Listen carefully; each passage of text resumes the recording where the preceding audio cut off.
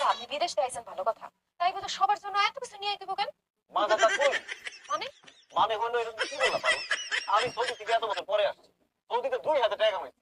আমি আমার মা বাবা বোনের জন্য আনবো না? আনবেন ভালো কথা, সবার জন্য দুই একটা করে আনেন, অল্প অল্প আনেন, আপনার সাধ্য অনুযায়ী আনেন। এক একজনের 10টা 20টা করে দেওয়ার কি দরকার? তার উপর দেশে আসার পরে সবাই নতুন জামা কাপড় কিনে দিচ্ছে, এত খরচ আপনার করার কি দরকার? পারুল, তোমার জামাই সৌদি থেকে আসছে, তার একটা ভাব আছে না? আর টাকা পয়সা যদি 2 হাতে না উড়াই, মানুষজন আমার দাম দিব। বিদেশ থেকে আইছে, একটা ব্যাপার আছে না?